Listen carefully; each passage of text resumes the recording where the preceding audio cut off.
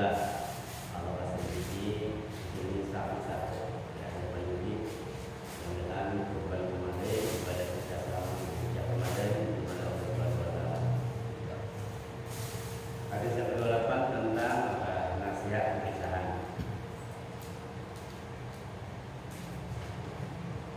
Kemarin kita sudah bahas tentang tentang kebaikan dan dosa. Hari ini kita di kajian ke-8 tentang nasihat perpisahan.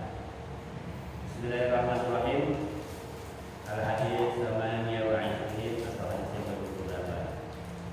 An Abi Najih Al-Anbad bin Sariyah radhiyallahu anhu qala wa'azala Rasulullah sallallahu alaihi wasallam mau'izatan ujilat min al-qulub wa zarafat min al-uyun faqulna ya Rasulullah kannaha mau'izatu muwaddi'an fa'usina qala usikum bi taqwallah azza wa jalla wa sam'i wa ta'ah wa in ta'ammara 'alaikum 'abdun fa innahu man ya'ish minkum fasayara ikhtilafan katsira wa 'alaikum bi sunnati wa sunnatil khulafa'ir rasyidin al-muhtadin 'addu 'alaiha bin nawajid wa iyyakum wa muhdatsatil umur wa inna kulla bid'atin dhalalah. An Abi Najih, dari Abi Najih. Siapa Abi Najih? Abi Najih nama aslinya itu Ibad bin Sariyah. Nama saya Ibad bin Sariyah. Ini salah satu sahabat Nabi. Kalau kita baca sejarahnya, beliau adalah salah satu sahabat yang menangis terseduh-seduh karena nggak bisa ikut perang.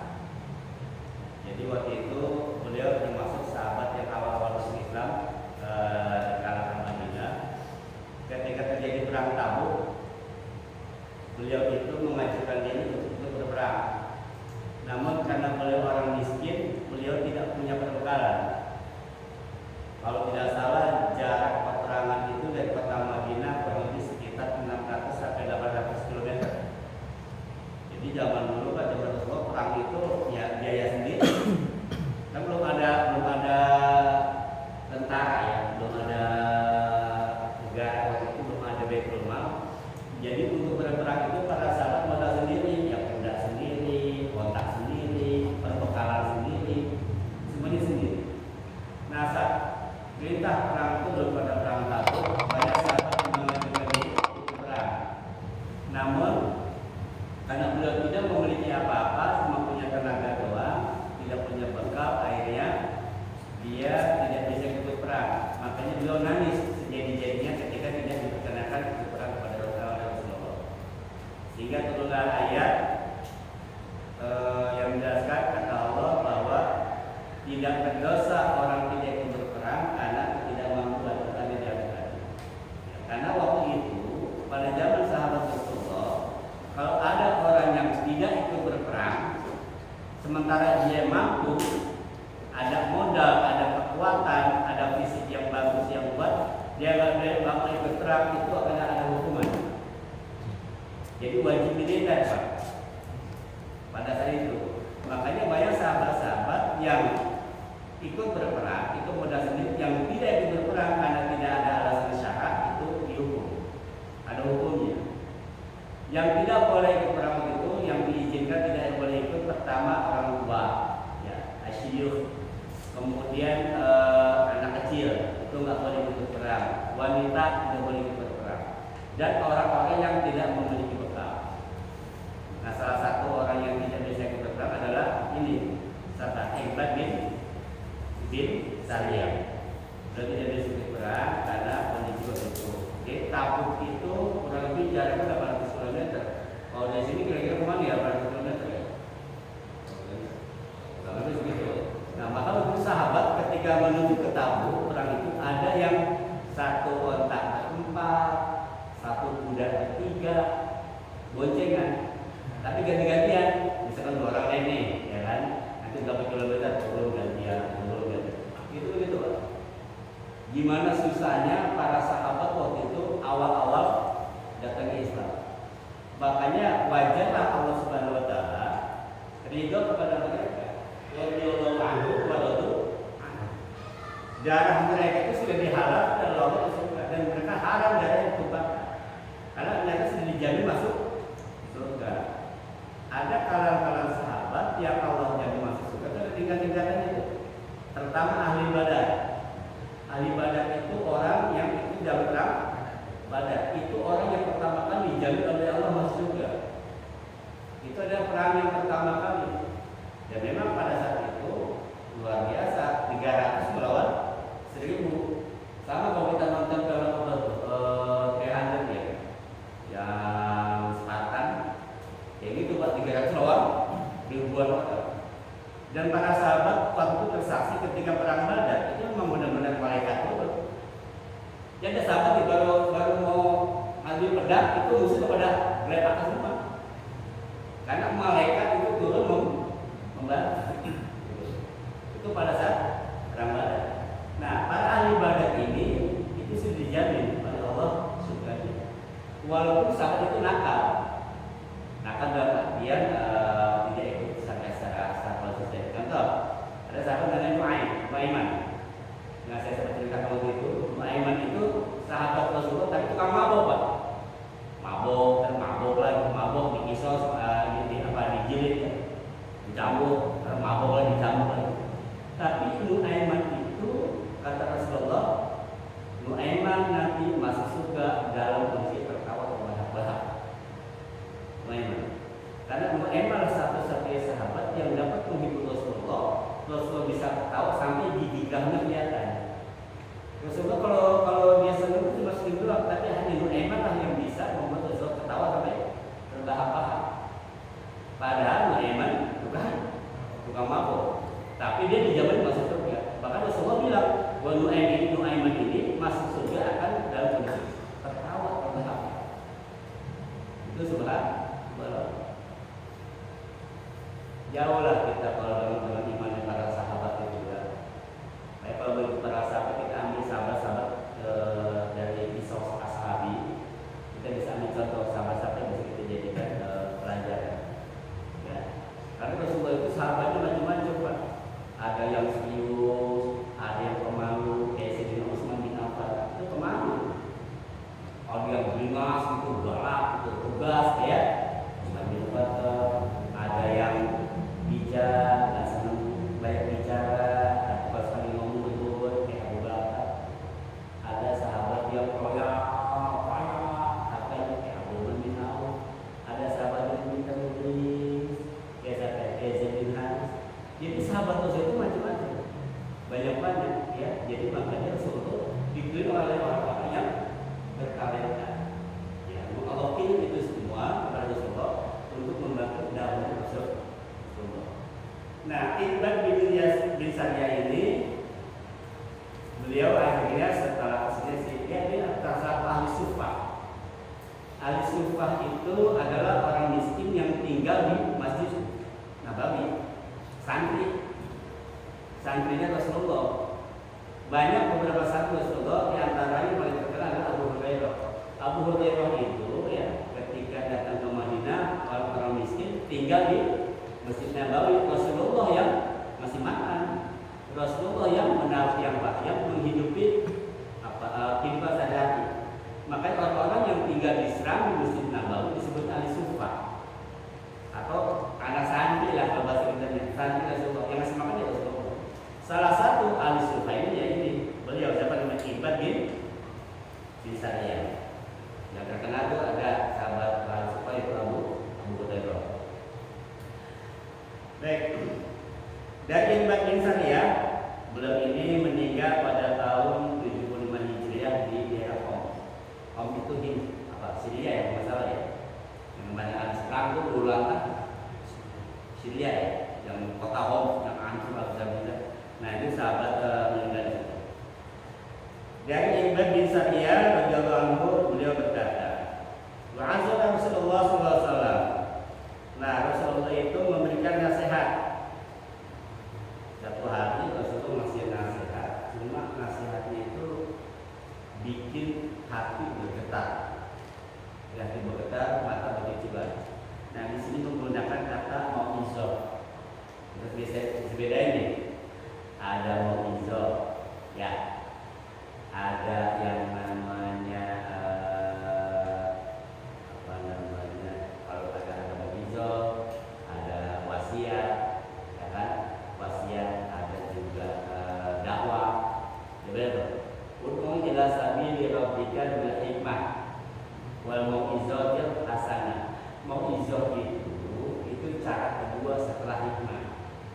Perintah dakwah kata Al-Quran, ud'u ila sabili rabbika bil hikmah.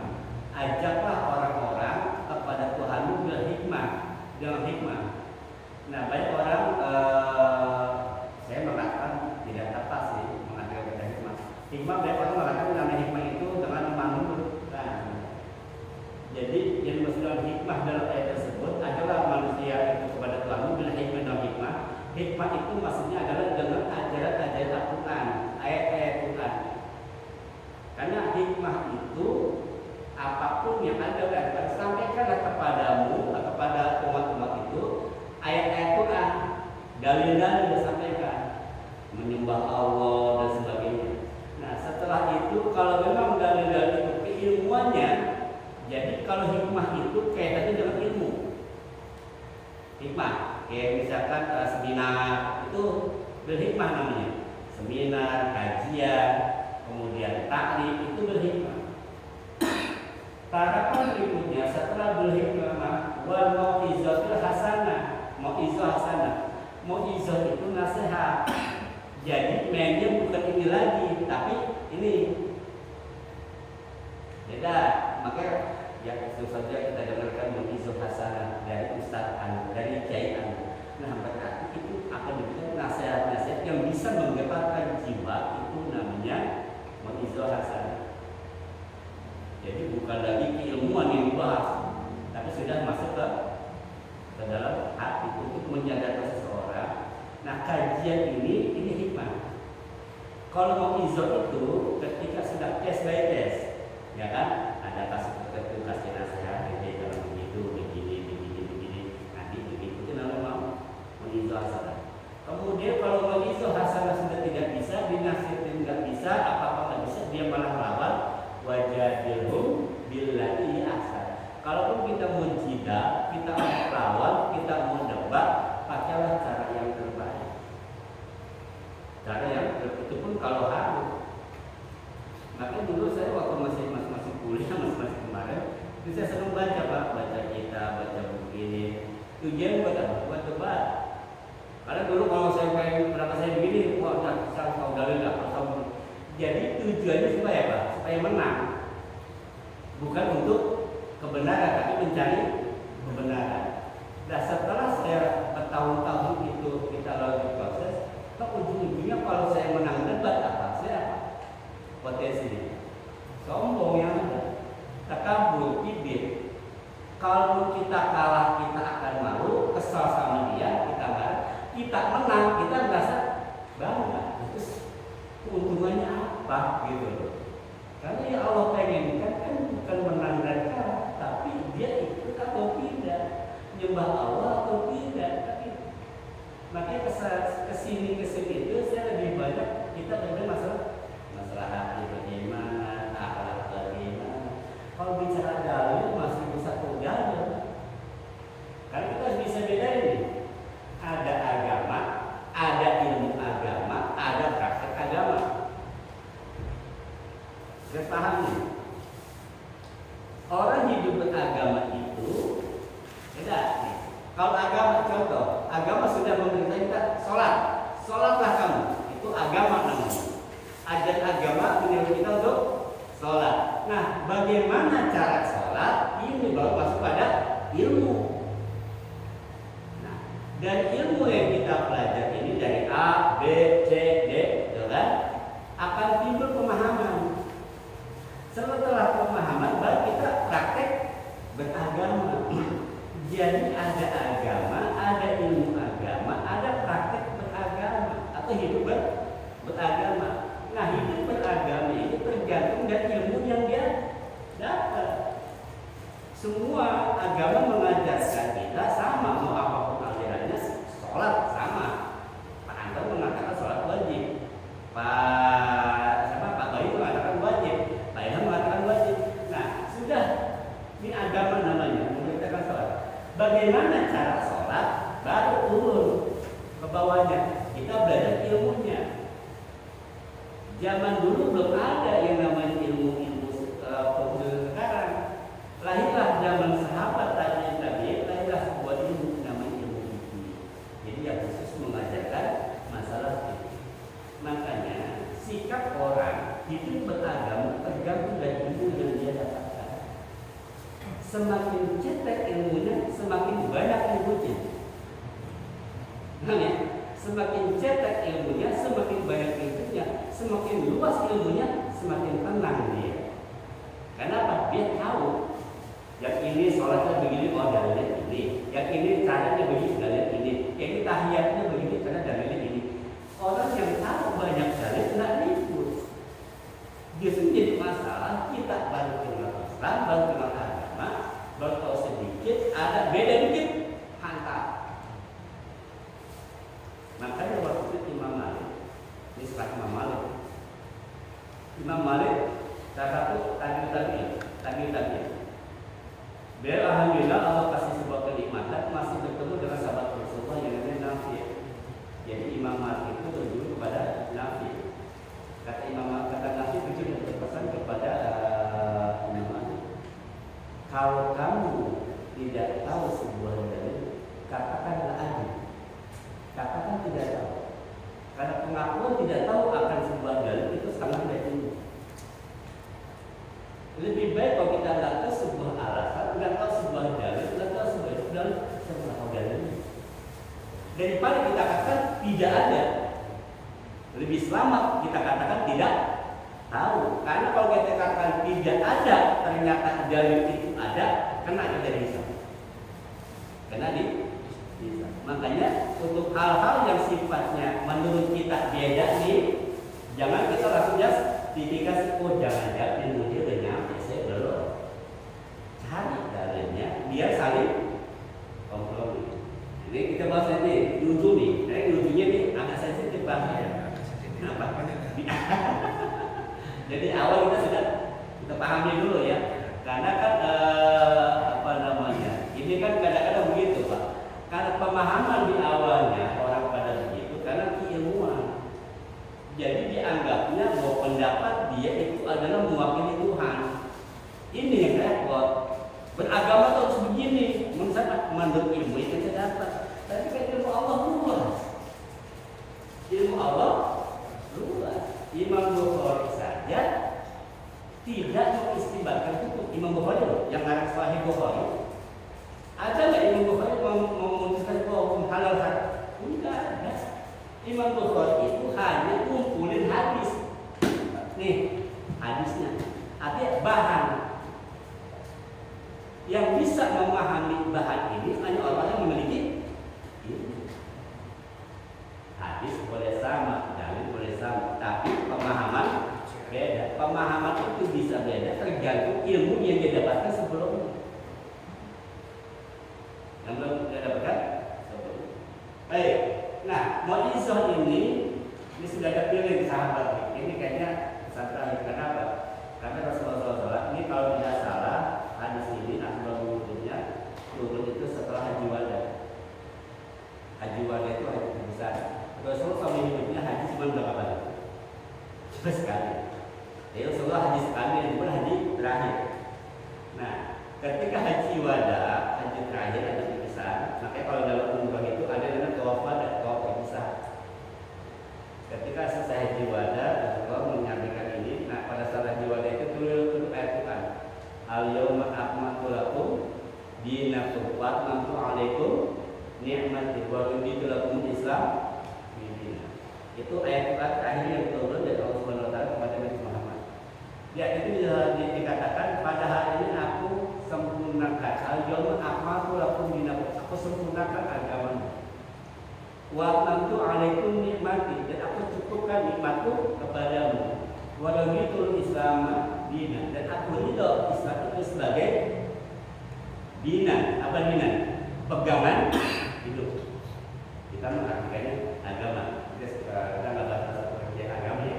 Kita katakan sebagai undang-undang. Din. Din beda dengan agama. Jadi kalau kita bahas ideologi. Nah, setelah ayat ini turun, apakah Rasulullah SAW meninggal? Enggak. Rasulullah masih hidup selama 3 bulan. 3 bulan ayat ini turun, baru Rasulullah meninggal. Kan Rasulullah meninggal di bulan apa? Rabiul Awal. Haji di bulan Dzulhijjah, Muharram, Safar, Rabiul Awal. Jadi 3 bulan setelahnya. Menurut ayat tadi, al-yawma akmaltu lakum dinakum wa atmamtu 'alaikum nikmati. Aku cukupkan nikmatku kepadamu. Pertanyaannya, setelah ayat ini turun, Rasul hidup masih 3 bulan, nikmat masih ada nggak? Masih ada nikmat nggak? Nah, berarti nikmat apa? Kan manusia hidup itu pasti bersatu dalam nikmat dan satu dalam rezekinya. Nanti kita bahas khusus masa ayat al-Makmur. Makanya ada ulama yang mengatakan masih ada satu ayat lagi yang menjelaskan ayat terakhir. Tapi ini adalah melegitimasi bahwa ajaran Islam itu sempurna, sudah sempurna. UUD-nya sudah ada, UUD 45 sudah ada. Tinggal nanti apa-apa yang tercantum dalam UUD 45 dan Pancasila turunlah bawahnya, ada yang undang-undang, ada peraturan pemerintah, kan gitu kan? Ada pada dan sebagainya. Sama aturan itu tidak semua aspek kehidupan ini masuk. Contoh, rukun wudu ada berapa? Rukun wudu 4. ada 4. 5 udah. rukun wudu ada berapa? Ada 6. Ya kan, rukun wudu ada yang pertama niat, basuh muka, basuh tangan, basuh bagian kepala, basuh kaki, tertib. Itu rukun iman. Ada nggak di Quran? Wa arkanul iman sittatun, ada nggak di Quran? Itu dicetuskan oleh para ulama. Kita kajian di sebuah. Jadi aturan itu menjadi pedoman secara global untuk hal-hal yang sifatnya tafsiri, rinci, itu nanti para ulama lah yang bertugas menjelaskan kepada umat. Nah, Rasulullah itu pada pesan terakhir sudah dengan Rasul pesan apa kata Rasulullah? Usikum bitaqwallah. Aku berwasiat kepadamu bertakwalah kepada Allah Azza wa Jalla. Kepada kajian Allah apa sih takwa? Takwa singkatnya apa? Takwa itu kalau kita berjalan banyak dulunya. Kita jalan bagaimana? Lihat. Jadi takwa itu takut itu sendiri.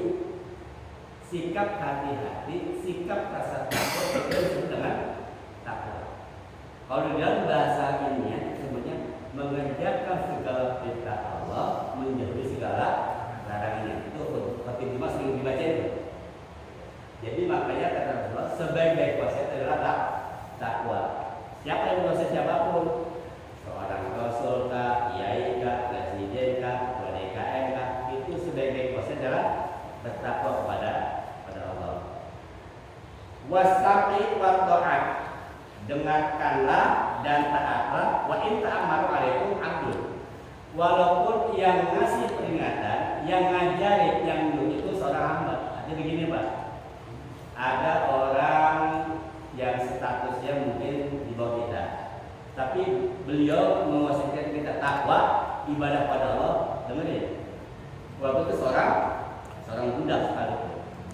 Dalam makalah Arab disebutkan unzur maqala wala tanzur man qala. Lihatlah apa yang diucapkan, jangan lihat siapa yang mengucapkan. Artinya wasiat ini wasiat takwa dari siapapun, kata Rasulullah, dengerin, taat.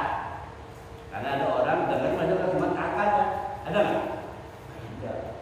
Jangan begini, dia. Begitulah. Nah, Rasulullah pesannya bukan kepada bulan, tapi taat, kerjakan. Walaupun yang menyuruh, walaupun yang ngajari, walaupun yang ngasih perintah itu seorang hamba.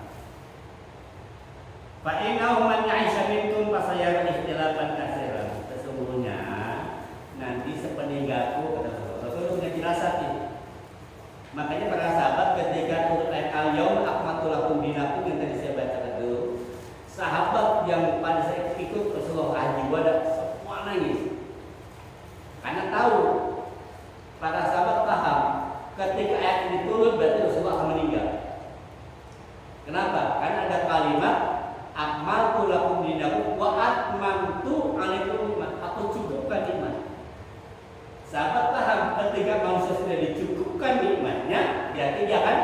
kembali pulang. Akan kembali pulang. Maka sahabat Rasulullah ketika ayat itu semuanya nangis Pak pada saat jiwanya. Karena paham tahu bahwa Rasulullah akan intikal, akan pergi, akan meninggal. Nah kata Rasulullah, nanti setelah aku meninggal, kata Rasulullah, akan banyak perselisihan, akan banyak pertumpahan darah, akan banyak ilmu, akan banyak chaos, akan banyak fitnah, akan banyak kezaliman, akan banyak saling menjatuhkan. Ini kata Rasulullah sudah disinyalir ketika Rasulullah masih hidup. Maka dipesan pada Allah, pada para umatnya, bertakwalah kamu kepada Allah. Saya bertakwa apa lagi? Karena nanti meninggal ini banyak akan terjadi kekacauan. Kata Rasulullah, fa'alaikum bisunnati, pegang teguhlah sunnah-sunnah wa sunnatul khulafaur rasyidin, dan sunnahnya khulafaur rasyidin al-muhtadin yang berpetunjuk. Pegang sunnah walaupun dengan gigi gaham. Kalau kita gigi barang ini di depan itu gak kuat, karena udah gaham ini. Anjing itu kalau gitu apa ya, gaham kan? Itu nggak usah ditanya. Nah, Rasulullah bilang menggigit memegang sunnah itu seperti kita menggigit dengan gigi gaham. Pertanyaannya sekarang, apa sunnah? Kan ini jadi masalah sekarang. Sunnah itu kalau di dalam ilmu fikih, jadi makanya kita harus paham nih. Ada istilah sunnah dalam fikih, ada istilah sunnah di dalam ilmu akidah, ada di dalam ilmu akhlak. Kalau di dalam ilmu fikih, sunnah itu sesuatu yang jika dikerjakan dapat pahala, tidak dikerjakan tidak apa-apa. Rugi. Tidak apa-apa. Kalau rugi, kalau nggak dikerjain. Itu menurut fikih. Tetapi menurut ahli hadis, yang ada sunnah itu kullu ma udifa ila Rasulullah min qaulin aw fi'lin aw taqririn. Segala sesuatu yang disandarkan kepada Rasulullah, baik itu perkataannya, ucapannya, perbuatannya, ketetapannya, itu adalah sunnah. Sunnah itu apa sih? Sunnah itu bisa dibilang kebiasaan.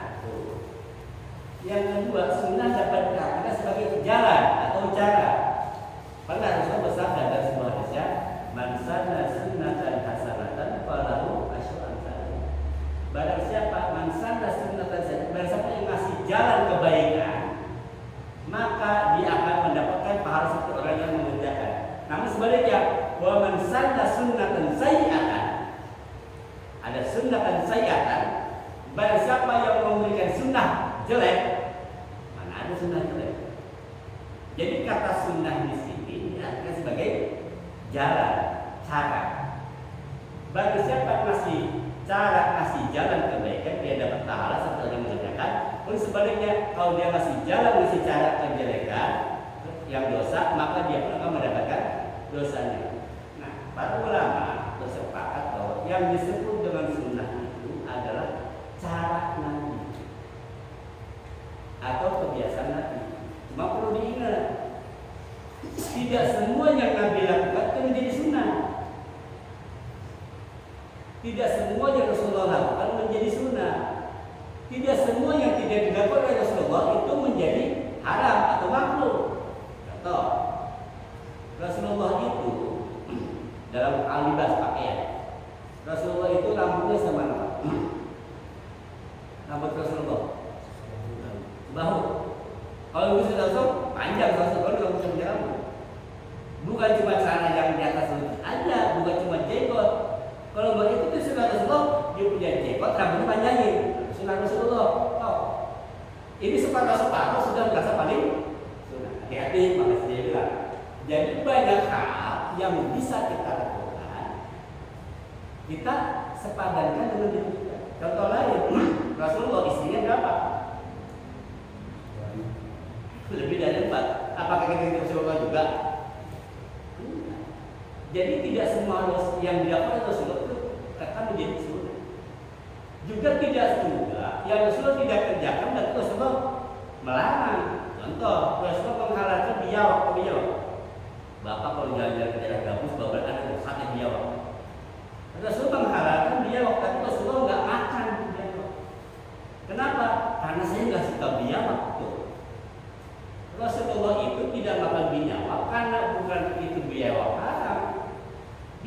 Rasulullah nggak suka dialog. Jadi contoh jengkol, bukan berarti orang nggak mengharamkan jengkol. Saya nggak suka. Silahkan kalau makan nggak apa-apa. Itu sebenarnya takriri. Contoh lain kita ini yang umum aja ya. Yang umum. Rasul pernah bilang pesan kepada para sahabat, jangan kau tulis sesuatu dari aku kecuali Al-Quran. Jangan kau tulis sesuatu dari kecuali Al-Quran. Berarti Rasul melarang menulis hadis kecuali Al-Quran. Kalau ada yang nulis kata itu famhu, kata hapus. Rasul melarang menulis hadis. Kalau ada yang nulis hadis, kata Rasul famhu, hapus. Yang hanya boleh nulis adalah Al-Quran. Loh, terus hadis bohongnya bagaimana? Padahal Rasulullah melarang nulis hadis, tapi kita baca hadis bohongnya. Ya itu kadang-kadang jadi panduan. Paham? Kondisinya saat itu, ketika awal-awal Islam, itu banyak sahabat yang belum bisa nulis, alatnya juga terbatas. Daripada nanti terjadi apa-apa, jadi kalau saya tulis kecuali Al-Quran. Makanya ketika Rasulullah meninggal, yang ditinggalkan apa? Al-Quran. Al-Quran. Udah ada belum hadis dibukukan? Tidak ada pembukaan hadis, yang ada pembukaan Al-Quran. Yang ditulang Al-Quran, yang ditulis kambing, yang ditulang-tulang, itu dikumpulkan pada zaman Sayyidina Abu Bakar, disimpan di rumah Hafsah. Barulah pada zaman Sayyidina Utsman itu ditulis, dibukukan. Itu pun tadinya tidak mau dibukukan karena Islam sudah ekspansi keluar, banyak orang baca Quran, dialeknya beda-beda. Nah, daripada nanti dialeknya beda-beda sehingga mengabulkan Quran, jadi ragu orang dengan Al-Quran bisa berubah dari isi Quran, maka dikumpulkanlah Al-Quran, dibuat dalam satu bacaan yang ditulis dalam sebuah mushaf Utsmani, yaitu oleh Zaid bin. Nah, nulis itu, ini apa itu tebal Pak, begini, kalau lebar kan, itu ditulis tangan, dibikinlah dapat Palestina apa enggak, dikirimlah ke daerah-daerah ke Kufah, dikirim ke Mesir, ke Mekah, mati dikirim. Tujuannya supaya dalam satu bacaan. Begitu sudah ditulis mushaf Utsmani, masih banyak orang yang beda-beda cara bacanya. Karena dialek. Nah, Al-Quran yang kita baca, kita ngikutin siapa? Riwayat siapa? Karena kita pernah baca Wadule, itu kan? Wadule tidak saja. Al-Quran mengadap dulu, orang Arab. Tapi itu ada yang baca. Nah, Al-Quran yang kita baca ini diriwayatkan oleh Imam Hafiz. Jadi madhabnya madhab Imam Hafiz. Imam Hafiz menurutnya Imam Asim. Imam Asim terus sampai ke sahabat. Jadi bicara madhab itu bukan cuma fikih. Al-Quran kita baca dalam cara Bismillahirrahmanirrahim. Itu bacanya Imam Hafiz. Madhabnya madhab Imam Hafiz. Jadi madhab itu bukan cuma di fikih. Maka kalau ada orang anti madhab, dia dulu madhab apa bang? Karena madhab juga banyak. Nanti bicara lagi madhab juga dimutawir. Ini beberapa bagian yang kita pahami. Kemudian di sini kata Rasulullah, taatlah kamu kepada Allah dan sunnati wa sunnati khulafaur rasyidin. Khulafaur rasyidin ini kata Rasulullah berpesan dalam sebuah hadisnya, al-khilafatu min ummati salasina sana. Khilafah umat itu cuma 30 tahun. Wa ba'da dzalika malak. Setelah itu adalah kerajaan. Kita hitung. Khalifah yang pasti Abu Bakar jadi khalifah berapa tahun? Abu Bakar jadi khalifah? Iya. Abu Bakar 2 tahun, ya kan? Kemudian Umar jadi khalifah selama 12 tahun. Sudah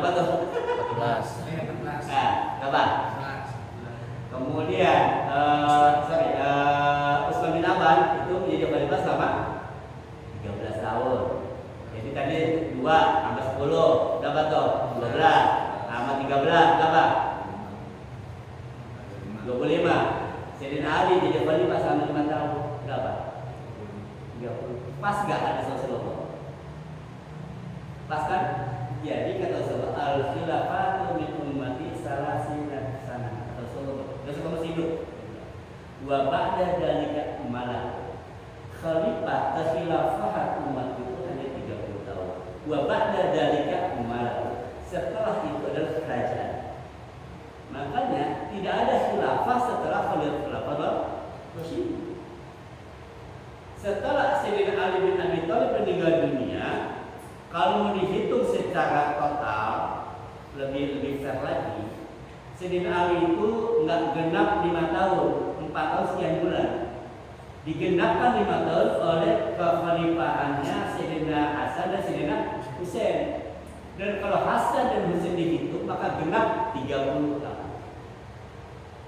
30 tahun. Tapi kalau nggak dihitung kan 30 tahun. Berdasarkan hitungan kalender, ya, maka khalifah itu hanya sampai pada Sayyidina Husain meninggal di Ka'bah. Setelah itu adalah kerajaan. Setelah Sayyidina Ali bin Abi Thalib meninggal, timbullah Bani Umayyah. Bani Umayyah ini monarki, Pak. Sultan meninggal, ganti anak, dan terus monarki absolut. Kemudian Bani Umayyah berperang, timbul Bani Abbasiyah di Hasan, jebret, hancur Bani Abbasiyah, Bani Umayyah, berdirilah Bani Abbasiyah. Bani Abbasiyah hancur oleh Momon. Dapat si Momon ya kan? Dibeli dimiskan ya. Hancur pas membabak jebret. Sebagian keluarga raja kabur, pindah ke Andalus, berdirilah kerajaan Islam Spanyol di Andalusia. Itu agama Islam, Pak. Kemudian ada lagi jebret, berdirilah di India, Gujarat, kerajaan Mughal. Hancur lagi berdiri di Mesir, Bani Fatimiyah. Hancur lagi berdiri di Asia Tengah, Balkan. Yang sekarang menjadi, yang dulu jadi Turki Utsmani. Asal kata Turki Utsmani itu dari Timur Leste. Timur Leste itu dia punya bentuk lagi dari masih garisnya jeniskan, ya kan? Nanti orang Batak itu mendirikan sebuah kerajaan yang namanya Ottoman, Turki. Turki itu masih ada silsilah garis ke Bani Umayyah. Jadi ada keluarga Bani Umayyah yang ketika dihancurkan oleh Bani Abbas itu kabur. Nanti berkembang terus sampai zaman pada Sayyidina Muhammad Al-Fatih. Muhammad Al-Fatih inilah yang merebut Konstantinopel. Akhirnya berdirilah kerajaan Turki Utsmani itu bukan khilafah tapi kerajaan. Makanya nggak ada khilafah Utsmani itu nggak ada. Yang ada adalah dinasti Turki atau Turki Utsmani. Ottoman itu adalah monarki kerajaan. Kalau mau beralih, oke, sistem khilafah, yuk kita lihat bagaimana cara Abu Bakar, Umar, Utsman dan Ali dipilih. Bagaimana pemilihan Abu Bakar menjadi seorang khalifah? Abu Bakar itu berdasarkan musyawarah. Jadi ketika Rasulullah meninggal, jenazahnya belum dimakam ini umat Islam sudah ribut. Siapa penggantinya? Dipilihlah dengan sahabat Abu Bakar, Umar, Utsman, Ali, Zaid dan Zubair bin Awam. Dari 5 sahabat ini, hasil pertimbangan kesepakatan dewan MPR lah saat itu, lahirlah kesepakatan mengangkat Abu Bakar. Jadi Abu Bakar itu sistemnya sistem MPR yang diangkat oleh prinsip kita. Ada penunjukan. Nah, ketika Abu Bakar sudah mau turun, Abu Bakar mendelegasikan penunjukan langsung ke siapa? Umar. Jadi pemilihan kedua dengan cara penunjukan, boleh nggak? Boleh. Ini yang pernah dilakukan di Indonesia oleh siapa? Soeharto kepada Habibie. Kan pengulangan sejarah sebenarnya. Jadi sistem ini sudah ada. Rasulullah tidak pernah mengajarkan khilafah harus begini, sistemnya begitu, tidak ada. Dari pemilihannya. Kemudian selesai Sayyidina Umar meninggal dunia, pemilihan lagi kan? Lahirlah 2 nama. Siapa? Sayyidina Utsman dan Ali. Nah, ketika itu Ali menyadari kalau dia naik akan terjadi pertumpahan karena ada yang namanya pergesekan. Ingat tuh, sahabat itu imannya jangan dilakukan, tapi kalau bicara pilihan politik itu beda-beda. Yang paling kita siapa? Lihat bagaimana istri Rasulullah Aisyah berperang kepada Ali dalam perang Mu'tah. Ini mertua membantu. Aisyah istri kan Rasulullah. Ali menantu, berarti kan sama mertua perang. Keimanan tidak berpengaruh kepada pilihan politik. Kalau sekarang kan macam-macam, Pak. Orang beda partai politik bilang, bukan golongan gue. Apaan sih bilang? Kita belajar dari sejarah. Waktu itu Siti Aisyah dibantu oleh Zubair bin Awam. Ali oleh banyak para sahabat-sahabat. Itu sama karena politik. Enggak berpengaruh kepada keimanan. Nah, selesai Utsman naik mati terbunuh, ya kan? Akhirnya Ali aklamasi. Enggak pemilihan aklamasi seluruh umat Islam sepakat kok udah aklamasi. Nah, 4 khalifah ini memiliki cara pemilihan yang berbeda-beda. Benar nggak? Ya benar. Mereka sahabat tuh. Kamu bicara Mas Muhammad itu, mereka tuh lebih luar biasa. Tapi tidak ada yang namanya sistem. Dan ternyata pembedaan sistem ini itu mengacu kepada yang sudah ada sebelumnya. Permasalahan khalifah itu tidak ada yang namanya monarki. Apakah saat Abu Bakar meninggal yang naik anaknya Abdullah bin Abu Bakar? Tidak. Umar meninggal. Apakah Abdullah bin Umar naik sebagai anak? Jadi khilafah itu tidak ada yang namanya mewarisi takhta. Beda dengan Tutu Utsmani sultan yang bapak, maka yang naik anak, terus gitu. Baik. Nah, ulama Rasyidin al-Muhtadi di sini maksudnya ulama sepakat bahwa ulama Rasyidin itu ulama yang 4 al-Muhtadi yang dapat petunjuk. Makanya orang yang mengakui khulafaur Rasyidin itu ahli sunnah. Tapi ada orang yang mengaku Islam tidak mengakui khulafaur Rasyidin. Apa? Syiah tidak mengakui Abu Bakar, Umar. Bahkan mereka harus mencaci maki Abu Bakar dan Umar. Rasulullah bilang, jangan kau caci maki sahabat. Kalaupun kau gotong bumi jadi emas, tidak akan mampu membaik keimanan mereka. Rasulullah, aku menjamin keimanan para sahabat. Lain ada orang yang sekarang mencaci maki sahabat. Ciri utama orang yang bukan ahli sunnah, dia mencaci maki para sahabat. Gampang itu yang pertama.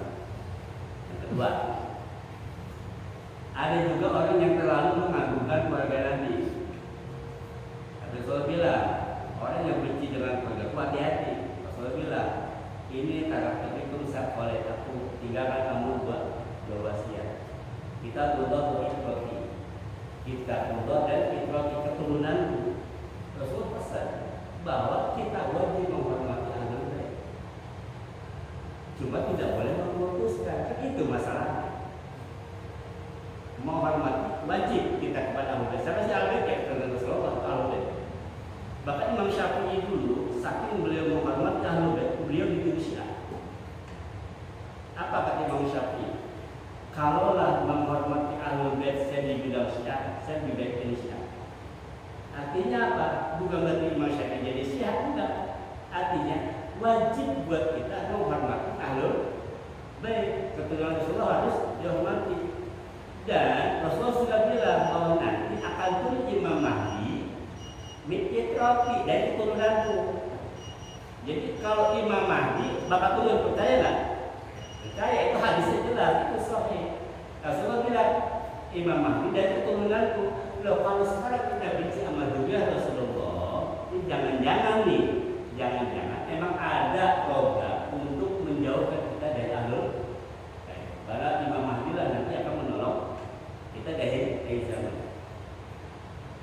Baik, Abdu alaiha bin Nawadidi dengan bidah. Wa iyyakum muhdatsatu. Hati-hatilah dengan sesuatu yang baru. Fa inna kullu bid'atin dhalalah. Sesungguhnya setiap yang bidah itu sesat. Yang kedua apa? Wa iyyakum muhdatsatin. Berhati-hatilah. Jauhilah pada sesuatu yang baru, perkara-perkara yang baru. Fa inna kullu bid'atin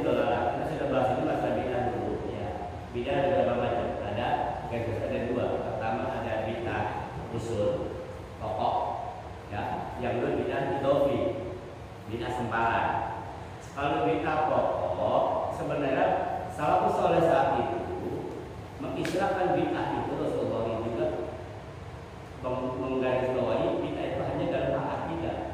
Karena setelah terjadinya perang Siffin antara Sayyidina Ali dan Muawiyah, ini kita bisa sejarah. Jadi terjadilah dua kubu antara Muawiyah sama Sayyidina Ali. Ternyata Sayyidina Ali menerima perdamaian dengan Muawiyah. Di dalam pasukan Sayyidina Ali ada yang tidak terima dengan cara Ali berarbitrasi atau damai. Nah, orang-orang yang tidak terima ini pasukan Ali yang dari loyal keluar dari pasukan Ali. Sebenarnya kharaja dalam bahasa Arab, kita bilangnya khawarij. Timbullah kaum khawarij. Khawarij ini berpendapat bahwa pokoknya semua yang tidak menggunakan hukum Allah kafir. Wa man lam yahkum bima anzalallahu fa ulaika humul kafirun.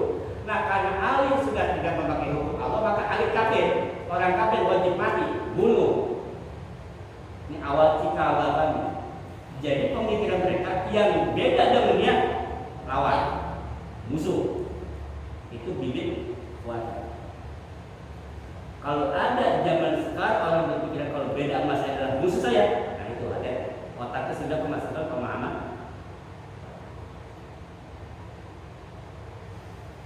Jadi Ali meninggal. Siapa yang membunuh? Ibnu Muzam. Siapa Ibnu Muzam? Ibnu Muzam itu habis Quran, Pak. Luar biasa. Habis puasanya rajin. Tapi kalau pemahamannya ini rusak, jaga membunuh Sayyidina Ali bin. Nah, saat itu terjadilah penyimpangan pendapat bahwa orang fasik itu mereka itu lebih menghormati, mentolerir kaum kafir yang non-muslim dibandingkan orang Islam dia sependapat dengan dia.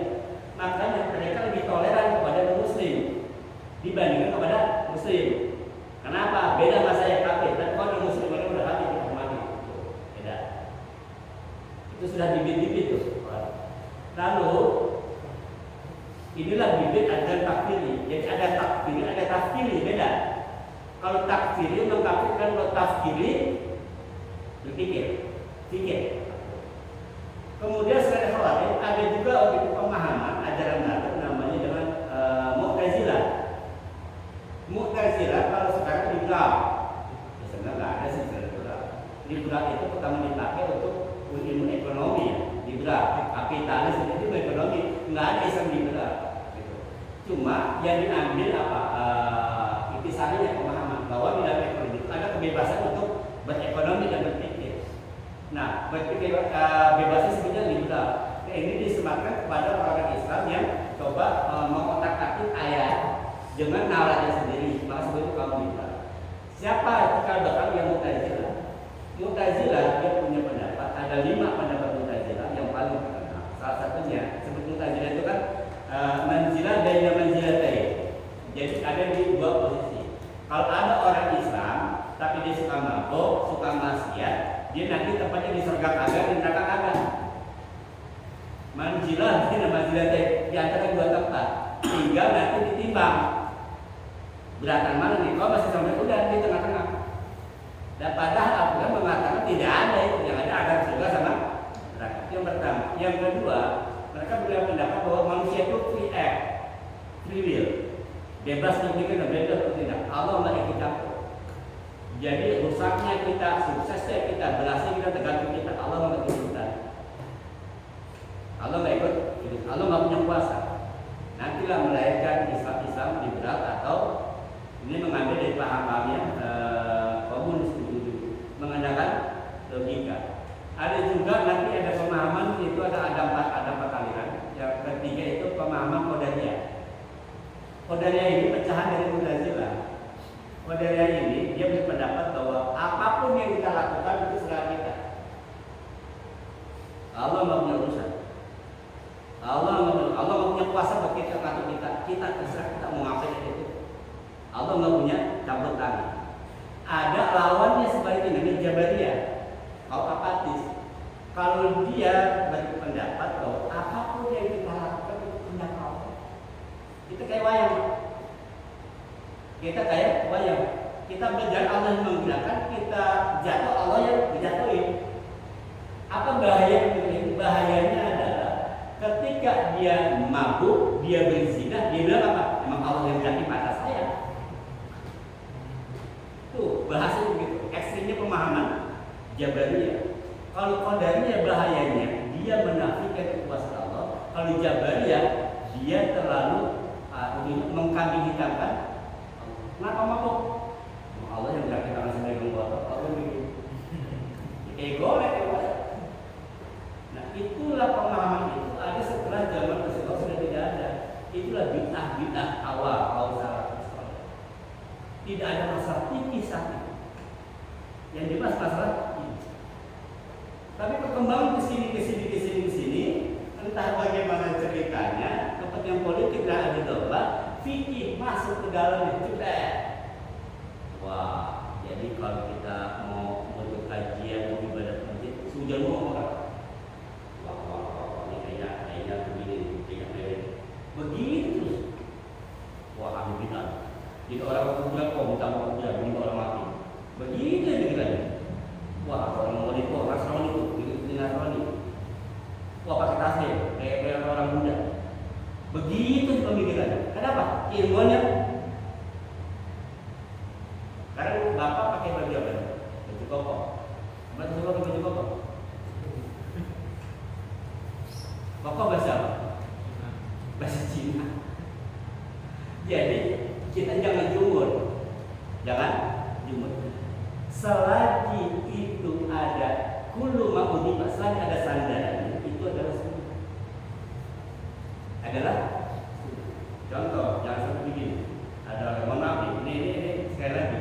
Selagi masih ada dalilnya, itu bukan bid'ah. Apalagi masuk idofi. Masalah pikir-pikir sembarang. Contoh, salaman habis sholat. Ada dalil larangannya? Ada dalil umum, dan umumnya adalah apabila bertemu dua orang Islam bersama maka gugur dosa. Itu dalil umum. Dia Rasulullah tidak menjelaskan kapan salamannya, tidak menjelaskan kapan waktunya. Berarti kapan? Saja. Boleh. Itu dalil umum. Kembali lagi, tidak semua yang Rasulullah tidak kerjakan bukan berarti tidak laku. Karena selagi masih ada dalil, itu dia dikatakan tidak. Apapun. Kecuali memang jelas masalah pokok. Contoh, sholat Johor 6 rakaat itu jelas bid'ah tuh. Ada pokok. Kemudian Allah ada dua, nah itu jelas bid'ah tuh. Sholatnya menjadi puasanya tidak boleh buka sampai 24 jam. Itu bid'ah. Itu deh bid'ah. Tapi kalau masih yang sempah kayak gitu, itu ulama itu bijak. Maka dia katakan si Allah katakan tadi, ketika orang ilmunya banyak, yang ilmunya sedikit inilah. Begini Pak, kalau saya dibagi untuk menyikapi itu, saya selalu begitu. Saya ada dua hal ketika saya lihat ada orang beda dengan saya. Ada kemungkinan dia yang belum nyampe ilmunya, atau saya yang belum nyampe. Saya belum nyampe dalil atau dia yang belum nyampe dalilnya. Kalau saya belum nyampe dalilnya, saya akan cari tahu. Kalau dia belum nyampe, kita akan kasih. Kalau itu pikiran kita, tenang. Enggak bakal kita nyalain dari orang.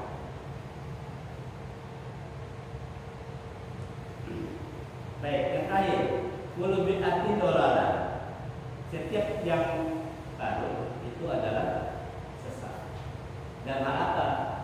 Tadi, ya, hal-hal untuk hal-hal yang sifat idofi yang masih bisa ditolerir, kita ambil nilai-nilainya. Makanya saya selalu katakan bahwa janganlah gara-gara sesuatu yang tidak prinsip kita jadi putus satu. Ingat loh, Rasulullah itu diutus ke dunia untuk apa? Wama khalaqtu innama bu'istu liyutamima makarimah. Allah itu diutus ke bumi ini buat apa? Menyempurnakan nih kelakuan kita, akhlak kita. Jangan sampai gara-gara kita mulai itu kita malah musuh sama orang. malah benci orang. Nggak boleh, kan Rasulullah diutus bukan untuk apa? Rasulullah diutus bukan untuk manjangin jenggot, bukan. Rasulullah diutus buat mulut, enggak. Rasulullah diutus buat apa? Buat kawan juga, enggak. Rasulullah diutus itu buat menyempurnakan akhlak.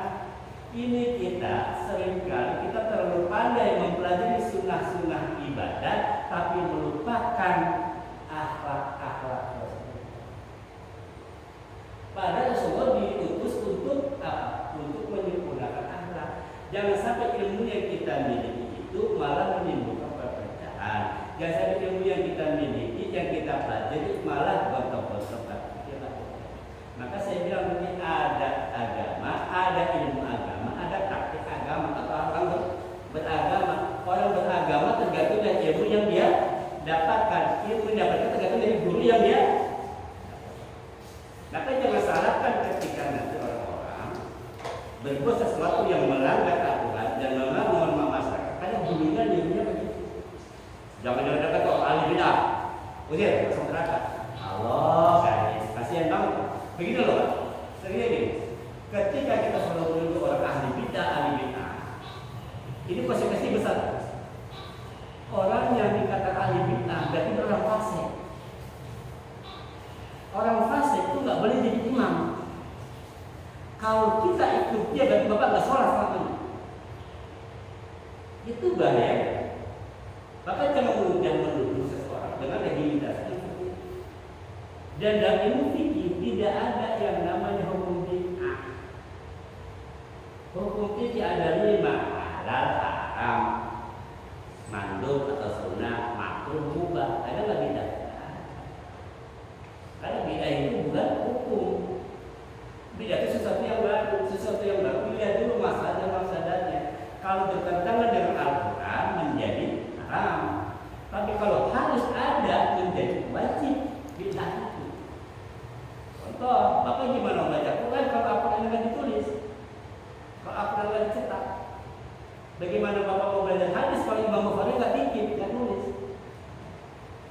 Ajar 2 kali pun salah, ajar 2 kali ajar berapa? Sayyidina Utsman. Jadi pada orang yang bisa ajar 2 kali jangan disalahin. Memang zaman Rasulullah ajar sekali. Kenapa umat Islam sedikit? Zaman Utsman umat Islam mungkin banyak. Utsman ajar 2 kali. Ajar pertama buat tampil, ajar kedua buat mulai sholat. Kalau ada masjid sholat Jumat ajarnya 2 kali, ikutin sahabat. Rasulullah bilang ikuti sunnah sahabat. Jadi kita nggak tahu. Ada orang ajar sekali, jangan disalahin juga. Kenapa? Karena Rasulullah ajar cuma sekali, orang jamur sama di masjid ini. Jamur sudah banyak, 40 cukup. Udah, ajar cuma sekali. Gak usah 2 kali. Jadi yang sekali ke Rasulullah, yang 2 kali itu sedina. Amat kali juga. Ada sekian, yang gitu masa sebenarnya ada bukan bisa ya. Artinya, yuk sama-sama kita belajar lagi ilmu. Ketika sesuatu yang beda kita cari ini dalilnya apa sih? Jarak kubur bagaimana sih sebenarnya?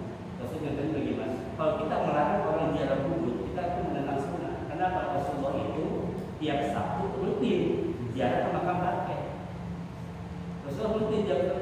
Bahkan dalam sebuah riwayat Aisyah mengatakan pada suatu malam aku kehilangan Rasulullah di sebelahku. Aku pikir Rasulullah sedang di rumah istri yang lain. Ternyata Rasulullah sedang berkuburan. Ini Aisyah yang mendoakan. Rasulullah ziarah bukan siang Pak, malam kuburan. Bapak kira-kira kuburan malam gimana? Ini Rasulullah. Jadi salah kalau kita menyalahkan orang ziarah.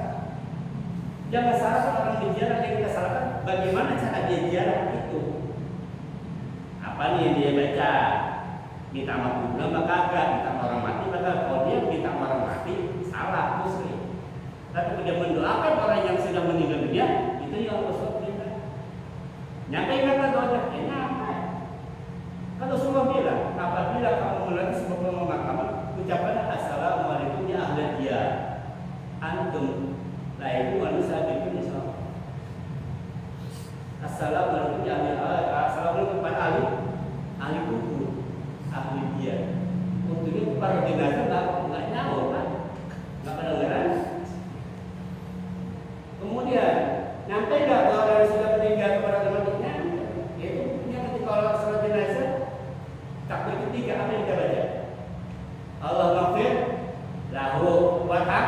Oh, kami waduh, ya Allah ampunilah dosanya.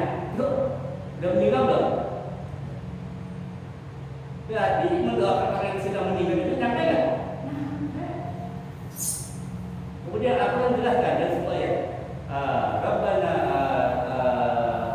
fir lana dzunubana wal ikhwanina alladziina sabaquna bil iman. Ya Allah ampunilah dosaku wal ikhwanina alladziina dan saudara-saudara kami alladziina sabaquna bil iman yang sudah iman sebelumnya. Jadi orang-orang yang sudah meninggal dunia itu Allah perintah untuk didoakan. Ada di Quran. Jadi mendoakan orang meninggal masalahnya ada lagi, buat nyampe nggak kita ngirim pahala kan? Nah itu masih ada lagi. Maka itu namanya tidak idopi. Yang kayak gitu masih diikuti, yang perlu diikuti. Kalau pokok sudah beda, kita sempat berbicara. Baik, soalnya kita ada sekarang. Kalau masalah ziarah kubur, kalau di tempat saya itu di kampung kan dia kan biasanya bawa Al-Quran, dia biasa baca Yasin. Itu gimana Ustaz? Pertanyaan pertama. Terus pertanyaan kedua, kalau anak kecil yang Muslim Islam itu kan kalau meninggal kan sudah dijamin di surga ya. Nah, kalau yang non Muslim anak kecil, dalam artian pemikiran saya seperti ini, anak kecil kan dia belum tahu ya saya beragama apa dan agama yang saya anut ini benar atau enggak, karena kan masih kecil, dia belum mempunyai pemikiran luas, cuman karena orang tuanya non muslim anaknya ikutin gitu. Itu kalau meninggal itu penempatannya itu di mana itu Pak Ustaz? Itu Pak Ustaz, mau Ustaz. Pertama belajar dulu bagaimana kita orang jadi dua ayat gitu ya.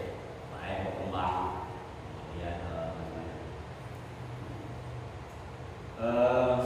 mereka itu menisbatkan, mengkiaskan dalam ketika Rasulullah pernah melewati sebuah kuburan, Rasul mengajarkan batak bertakur.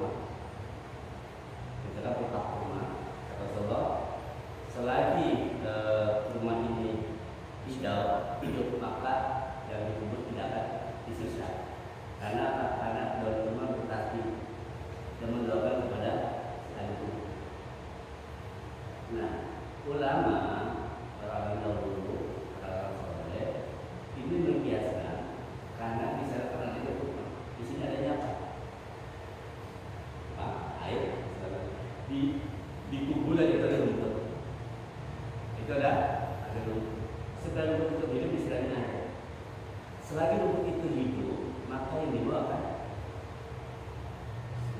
itu kiasan sana, kias sana. Salah pendalilannya, istilahkan saja. Kalau dia meyakini itu karena Rasulullah bilang saya kalau kamu ini hidup, maka yang dibawa sudah biasa. Nah, kemudian logikanya, daun saja yang bertasbih bisa mencegah hajat kubur.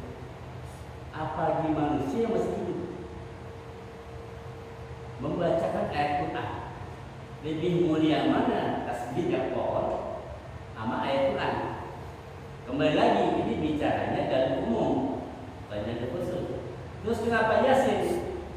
Kan tidak ada larangan orang dari umumnya iqra'ul Quran, baca Quran. Baca ayat yang kamu suka. Tidak ada perintah khusus surat apa. Nah, kebetulan yang paling dia apa ini bisa Yasin, dia baca Yasin. Silakan. Kalau baca lain boleh? Boleh. Mau apa? Mau angin, macam-macam. Silakan. Cuma yang dia tahu ada dari madhab iqra'ul Yasin ala mu'takum. Bacalah Yasin kepada mu'takum.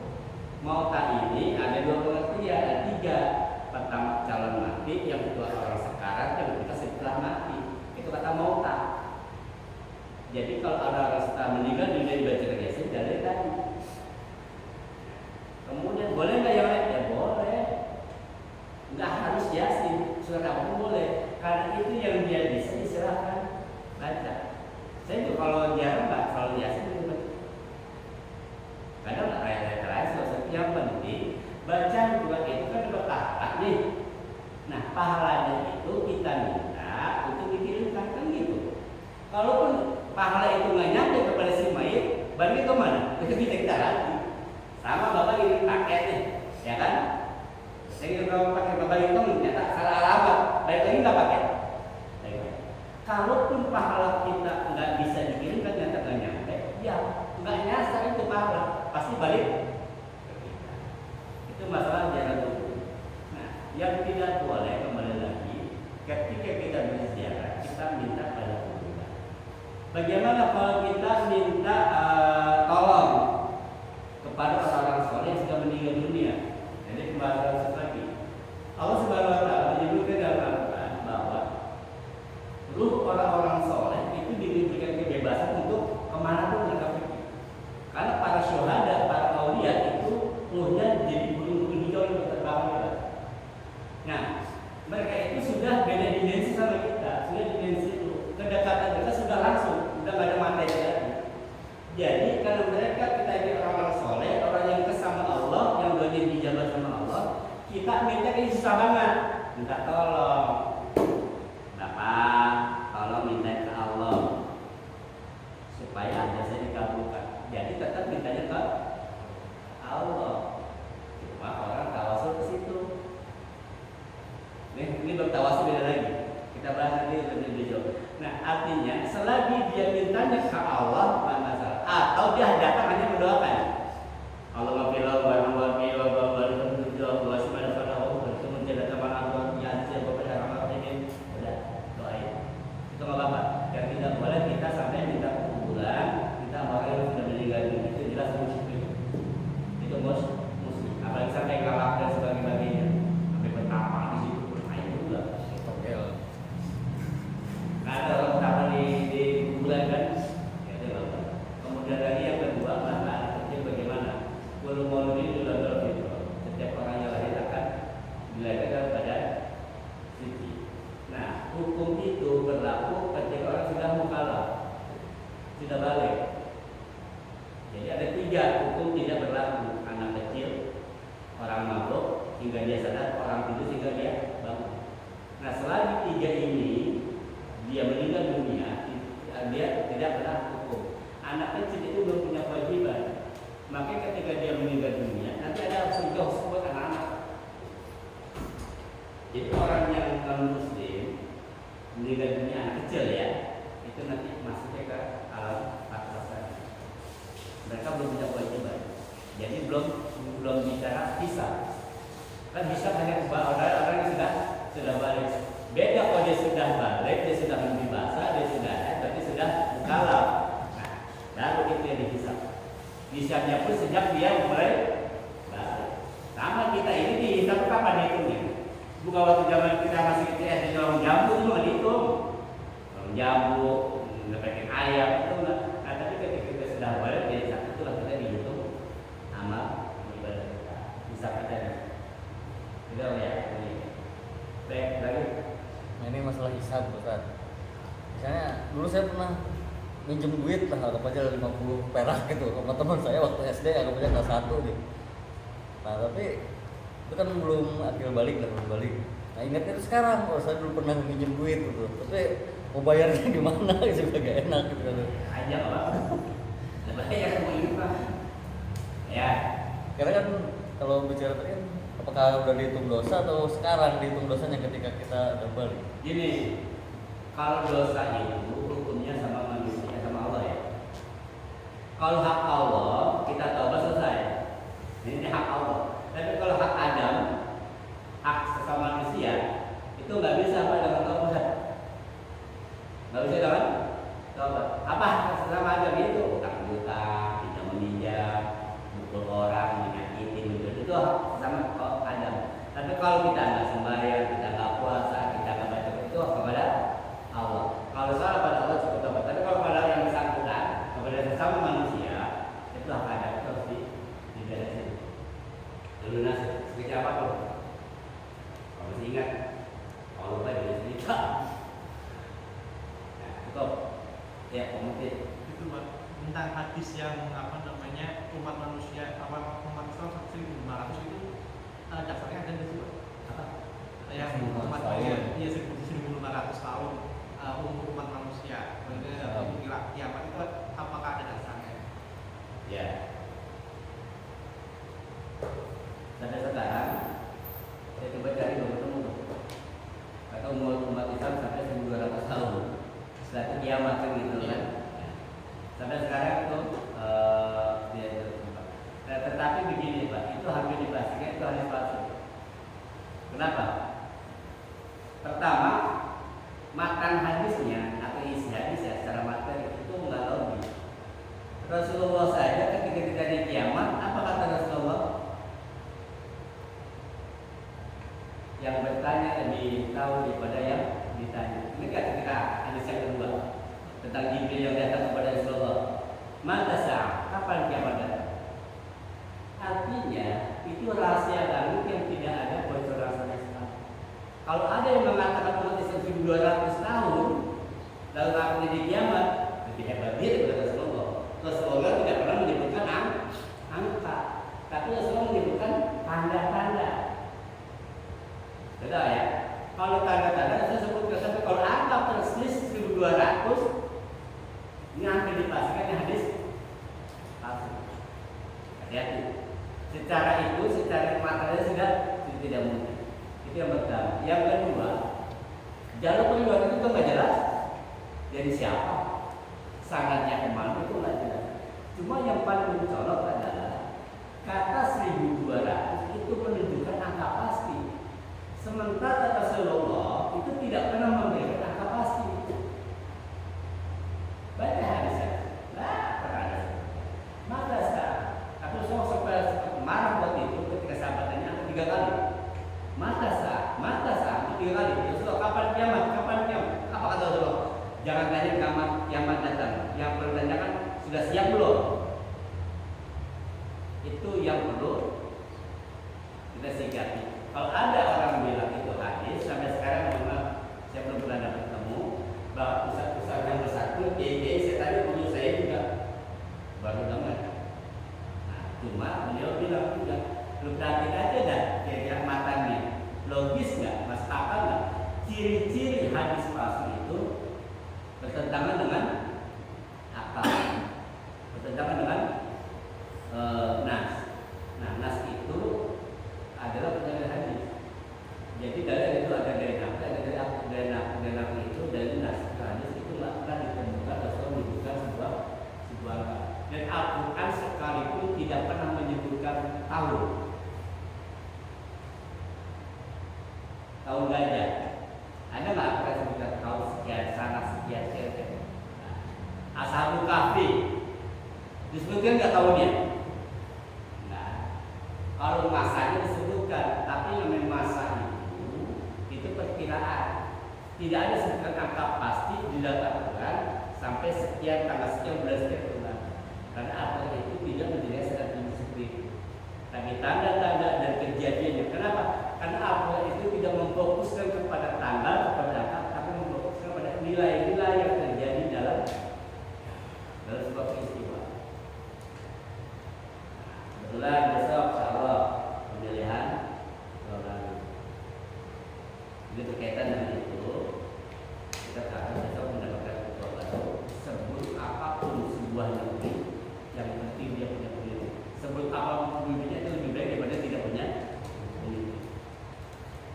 Boleh mengkritik, boleh yang baik, tapi kita berharap besok gunakan suara semestimu.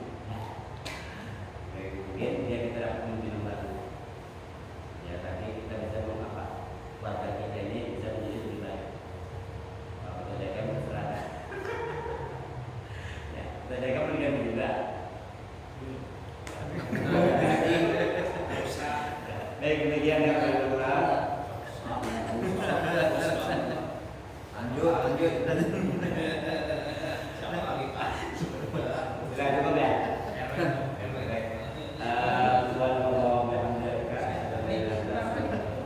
Apa yang kamu nanya? diam. Apa? Badal haji Ustaz. Kalau yang bukan sementara boleh Ustaz? Boleh. Badal haji itu memang biasanya ke orang lain. Yang bagus badal haji oleh kita sendiri. Kan badal haji pertama syaratnya satu dia sudah haji dulu nih. Iya. Kalau dia belum haji nggak boleh badal ya. Nah, siapa yang melakukan boleh siapa saja. Yang penting dia sudah haji. Yang bagus adalah ahli waris, keluarga. Misalkan orang tua kita meninggal nih, kita yang menghajikan. Tapi kalau kesulitan karena kebijakan pemerintah dan sebagainya nggak bisa, boleh dapat